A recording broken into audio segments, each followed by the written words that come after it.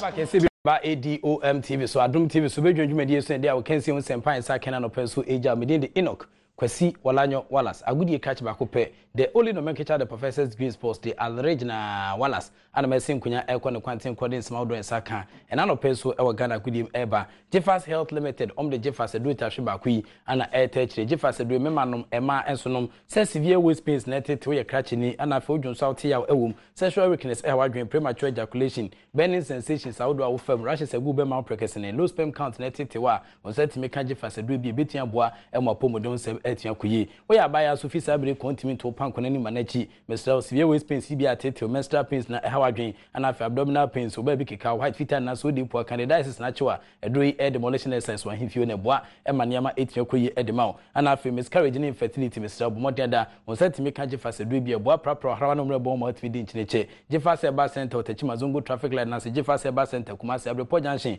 Kings Walker Bar Shop Kan Drug Lane and afa wa Sebidufi Otakwa AA Mensa Otakwa the market circle unique Eba Obogo so Colinac Fedimens leader ni pharmacy umina Kumasi a wom akofa Jeffers bia bisu mama for eton bruta na eboa emmopo modon sem 18 akoyi Jeffers Eba Center for asan kofa Jeffers Power Capsules ani ememedro edro ba ko etin bo ma bo adwuma best don hwero hade akiri na afa otimi eje wo points na no Jeffers Power Capsules so set mi ka bia eno so betia aboa emaniama akoyi de ma for Jeffers L0261319895 na ode Jeffers Health Limited yen twetin komo yemwa emmopo modon sem so yama 18 information center of sexually transmitted disease so Jeffers Fwada ma omde betia aboa emaniama etia to yi ede amount Medimosis Clinic and Diagnostic Center for the Abeshim yama 24-hour service but more than that would when each Medimosis for catcher 4D ultrasounds full can air color picture and sabitia can digital x-ray na fe mammogram for breast screening and no power full laboratory investigation na person ye and afi general medicine na till dental care and pro hawadwan on set me can Medimosis for catcher obetia boa emaniama akwedi ma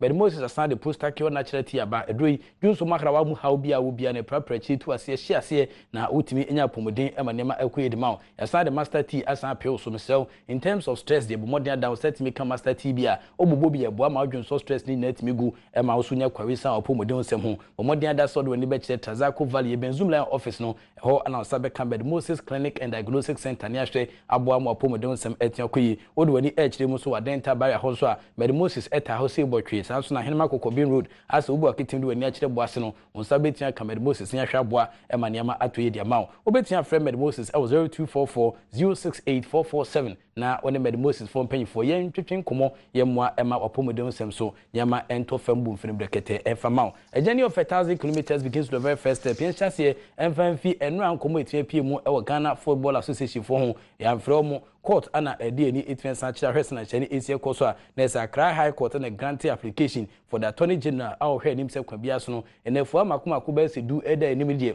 nya de Ghana Football Association bia ebetia de adwuma ede ama sa edini no e wosna hye ne esi ekoso otwumedi a eno so etiam pim ni na ye se anas aremia video etwensa to dwa na sentem na mafogide passe kata hye ene dream ene pro de Ghana Football Association ho de adore ho ene timpemfo hwe nim se kwabia so no e Ghana nkwa de ebetia property aboa ema niam etiam kuyi Attorney General enra ewo Accra High Court no eye Maame Gloria Ekufu ne nkoma wodija efa sa injunction a wo ede ato Ghana Football Association huni. It's really intended to hold the situation so that one, pending the determination of the petition which is asking that the GFA be liquidated, because it is the view of government that the GFA as constituted presently is not performing the objects for which it was incorporated. And from the ANAS video, clearly it's being used as a vehicle for illegality. And the government cannot sit back, and therefore the Attorney General as the protector of the public interest. Because remember, government puts in a lot of support, be it financial or logistic. So we cannot spend even 1 second. And significantly, if you go back to the Jamepe Commission report, it's a clear indication that these things have been going on for far too long. As justice, as a person who should be promoting justice, I will not refuse to hear them. But that should not change the process we have started. I have not received, you are telling me for the first time, I do not know about this intended meeting, but anybody, as a public servant, anybody who seeks to me, as much as it's practicable, I will see. As to the outcomes, I cannot be there. I can only say categorically that we will go on with this petition. We are seeking a restructuring, and for that reason, we have requested, when I say we, I mean government, has requested both FIFA and CAF, because government is seriously taking into consideration how FIFA operates. So we are soliciting their support and cooperation to deal with the matter. It is inequitable, it's illegal, it will be irresponsible if we continue to sit back and allow the FA, as presently constituted, to continue to operate. In terms of a new way of constituting the FA, will government be looking out for perhaps having a say in how things are managed at the FA? We are asking that the court should order that the Registrar General, as the legal liquidator, be asked to take over. That will be the body that will see to the future of the establishment of the administration of this football in the country. So we are not just throwing the baby away with the water. But you don't add rotten soup to fresh soup. Well, we need to get it right. Perhaps now is when.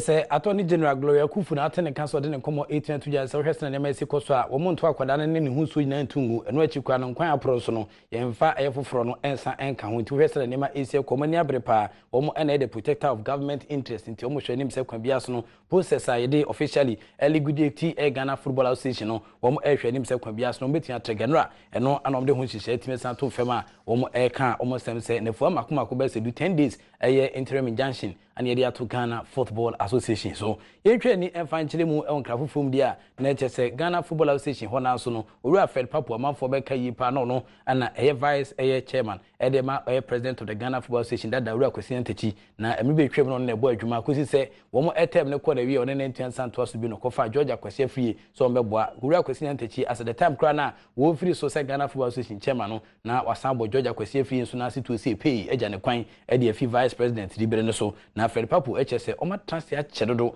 e wo san koma ni apim no.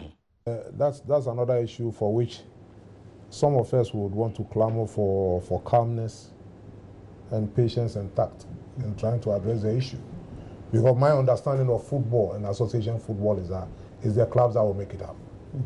So no matter the dissolution or suspension or ban or whatever it is, if we are still committed to, as it were, doing football going forward after the resolution of whatever it is, we can only do football with the clubs as a nucleus of the association.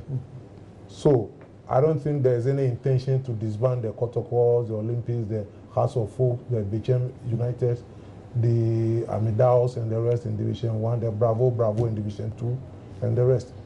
These guys will still be there. So definitely at a certain point in time, there will be the need for a convergence of ideas and minds to see how best to go forward. And personally, I think the longer we delay, the worse it will be for all of us. So we definitely, like you rightly said it, because unless we decide as a nation that we have nothing to do with football, be it club level or national level football, you cannot say you are going to concentrate only on national level football, because where are you going to get the players to feed into the national teams? You know, so whatever the case, I believe we will need each other. And I don't think it's the time for us to separate our ways and then try to take antagonistic process. But what I know for sure is that the FA is not confrontational in any way. The clubs are not confrontational in any way this issue comes up. As a matter of fact, they have indicated their readiness and willingness to team up and partner with government to find a way out of this situation. And I believe that the earlier we took that opportunity, the better it will be for all of us. Fed Papu ana otene kaso no so de ne nsem kakra itime san to dwa say as a clubs no ne club owners no ene penfo Ghana Football Association maka ne de o mai krado say enhihye bia ban de beba no wo betien san disu na boa e ma Ghana gudi nso afa ne tama pefra we ne nkoma wodi eja yen eno epa wa still e wo Ghana Football Association for kache no owura Kofi Menu blue wonderful ana ye fe no uhia na obo ne din say idebi no waje so say keke e wo se na nema esia cause papa yi ye kan krofo a obonu be ka say ignoramus ana say ignorance atio mo emranim e wo Ghana Football Association a won kan bi na so na no ada ana asare me ya documentary ni timi san to fam no na brand bi e fe se Joshua Akwa a oye dwuma hazofo aka che no wono anawo yusu na se decoy e de eso ni musie kua na oji sika de hye ni boto wi e o sadwa ne sim bruta e wo sika a wotimi esa je ne no ana ogidi pass san hye timi esa piem no pa de ono de se benya do konfo ba ono ohwe ni se kwa bia so no bia obetia san bo san hye hye no enye asem kuma kra esan se okay kan wani chirima Kofi Manu vice chairman of the Ghana Football Association Player Status Committee na ohwe se na nema ese question chere se sa video no abegu ne ho fin pa. I return the money. Akwa knows very well. That is why he will suffer. Akwa will suffer. That is why he will suffer. Because Panyini, the woman to confuse, and I have decided not to disgrace my family. But this one, I wouldn't take it easily. I wouldn't let it lie just like that. My country said, I'm quite sorry. Okay. You won't make some fear. Whatever you do, I laugh. I'm not for a radio, so you didn't answer for no. The day you want to come and beg me, you will not see me. And I don't hide it. Because it is painful. Because you speak for Kwesi Nyantakyi. People want to be president of the FA. They want to destroy Kwesi Nyantakyi. So Kofi Manu must be destroyed. If you want to be the president of the, come and contest the man. In our constitution, we don't have limited, terms. Yeah, constitution. So why will you do that? And even people very close to me were involved in the plot. And I know them. Some people who did this plot against Kwesi Nyantakyi. And somebody very close to me, a part of it. But me, Kofi Manu Blue Boy, 62 and above. Mechire nipa wa Ghana has a manyini. But Ghana, ebetena. Kofi Manu blue wonderful o se we hwesere dem ase koso wi ase moti aba enkyere na kom enti on de akom afie ne wo no to nyame adom ankom etime pie mu awon hihye mu na no kure no ebede de sanse na no de oji sika na tibo ne na nje na kwohwe akwa akiri kwa no discase akwa asem se dwum na akwa na nkasa investigator na nkomo no chese sika omo editro edihye obi adi hu no okwa no wa sika so ka client investigator na nkasa must be investigated e wo san hihye a eno so etime SPM no bare nkeke ni enkyerem e Ghana Cycling Association so aka chia na se Kofi Buache ya Adom chairman of the Ghana Greater Class Cycling Association ono so de nkomo etua saba e de afan hihye omo so eye no maboa e madade ponkotwi cycling enso atumpon e Ghana. Have you ever had competition from January to June? No. So how do you go for championship? Without competitions, do you go for championships? No. But they'll register the championships and take it to CAC and UCI and tell them that they have done championship. And UCI will not look at the foundation whether there is competition. These are the way people steal. And it has to stop. This is what I cannot take. That is one. Number two, Shannon Mohammed, he contested 2010. He had 7-pointer electoral guidelines. 2014, 7-pointer electoral guidelines. When I'm coming in, he has 19 electoral guidelines. UCI license. How many of you have UCI license? No. How many of you have UCI license? No. So who is going to contest who? We all pay taxes. And our declaration to the Minister for Youth and Sports and the Director for National Sports Authority, if we want peace to prevail in cycling, some of us, that is what we want to do, that is what we love. They must look at that administration and clear the whole executives. We have 12 chairmen out of 20 chairmen. 7 belongs to Shaban Muhammad, who is the technical director. He goes by saying that Shaban is cycling and cycling is Shaban. I have it on record and most of you know, don't you? Yes. All right? Yes. For 15 years, 17 years, he has been there. There is no money. The place is not good. Go. I say the place is good. Yes. And if National Sports Authority will listen to us, that 22nd June, that election, that championship cannot take place because we don't have competition.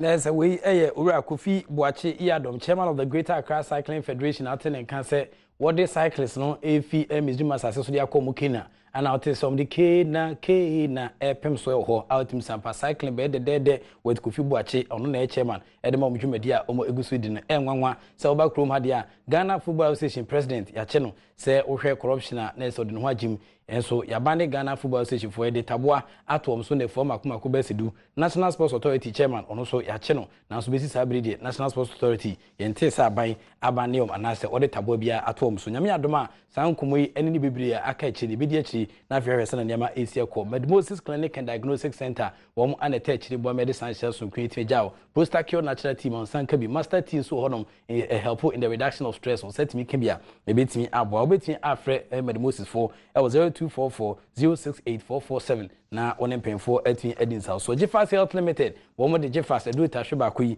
ana airtech Jeffas do memanom ema ensonom osetimi ka bebetin aboa esan de Jeffas Power Capsules ne mema do ba ko a etimi boa ma bo adwuma best do hwero ha ene akiri bo modern da Jeffas Headquarters e wotachima Zongo Traffic Line na se Jeffas Herbal Center Kumasi Abrepo Junction Kings Walk Herbal Shop o Kansh Drug Lane e wo enkran ha wa sabidu fi otakwa mensa otakwa de market circle unique herbal bogoso Colinac Fredmens ne dani pharmacy omi na akofa Jeffas bia bisu ho amafo torum bruta na eboa emopo modon sam 8 akoyi obetua Fred Jeffas 0261319895 na one Jeffas fo mpanyifo yen twetwen komo ye moa emanema etimi entoyi enfama madama wo anepia metiko media na no penso ko kensi on sempan sa kena no penso etimi ejao Sergio Manucho ne team 70 gun krata so wo be campadu e background na fisara and eboa in terms of direction okay kwani chima wonderful crew omi na sweet fence attach de boa ema san hyehyɛ so kwetimi kwe na se kese ana enkomo medin de Enoch Kwesi Walanyo Wallace agudi catch back up the only nomenclature the professors being sports they are the original Wallace